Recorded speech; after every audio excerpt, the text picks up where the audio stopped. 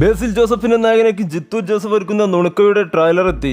Jithu Joseph സംവിധാനം ചെയ്യുന്ന comedy family എന്റർടൈനറാണ് ചിത്രം. ബേസിലിനൊപ്പം അജു വർഗീസും ഗ്രേസ് ആന്റണിയും സിദ്ദിഖ്, മനോജ് കെ ജയൻ, ബൈജു, സൈജു കുറുപ്പ്, അൽതാഫ് സലീം, നിഖില വിമൽ, ലെന, ശ്വാസിക, ബിനു പപ്പു, അസീസ് നെടുമങ്ങാൽ തുടങ്ങിയ താരങ്ങളും ചിത്രത്തിലെത്തുന്നുണ്ട്.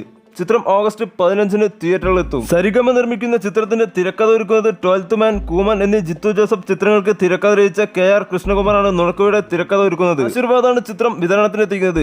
സതീഷ് കുറുപ്പാണ് ചിത്രത്തിന്റെ ഛായാഗ്രഹകൻ. ആസിഫ് അലിയെ നായകനാക്കി നൈസാം സലാം പ്രൊഡക്ഷൻസിന്റെ ബാനറിൽ നൈസാം സലാം നിർമ്മിക്കുന്ന ആഭ്യന്തര കുറ്റവാളിയുടെ ഷൂട്ടിംഗ് തൃപ്രയാറിൽ ആരംഭിച്ചു. നവാഗതനായ സേതുനാഥ് പത്മകുമാറാണ് കഥ, തിരക്കഥ, സംവിധാനം നിർവഹിക്കുന്നത്.